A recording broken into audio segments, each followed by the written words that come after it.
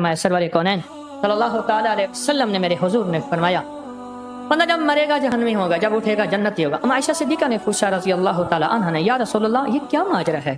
تو میرے حضور نے فرمایا جب مرے گا جہنمی ہوگا، اس کے گناہ زیادہ نیکیاں تھوڑی، جہنمی ہوگا۔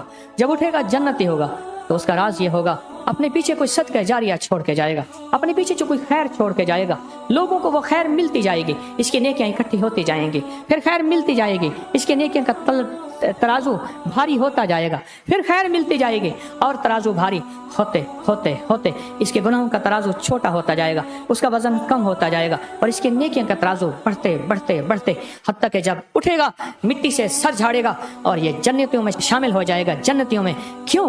صدقہ جاریہ ایسا چھوڑ کے جائے گا، اس کا ترازو بھاری ہوتا جائے گا اور اس کے گناہوں کا ترازو ہلکا ہوتا جائے گا۔ تسبیح خانہ ایک صدقہ جاریہ ہے، میرا یقین ہے۔ کیسے؟ جو بھی تسبیح خانے سے نسبت رکھتا ہے دکھیارے کو کہتا ہے فلاں تسبیح پڑھ لے، یہ آیت پڑھ لے، یہ وظیفہ پڑھ لے، یہ مسنون دعا پڑھ لے، یہ اللہ کا نام لے لے، یہ سارا کا سارا ثواب ہی تو ہے۔ میں نے آپ کو بتایا، آپ نے 3 کو بتایا، 3 نے 7 کو بتایا، 7 نے 50 کو بتایا، 50 نے، اور یہ سلسلہ چلتے چلتے صدقہ جاریہ۔ انسان مر جاتا ہے، انسان مٹ جاتا ہے، نشان ختم ہو جاتے ہیں، صدقہ جاریہ ختم نہیں ہوتا۔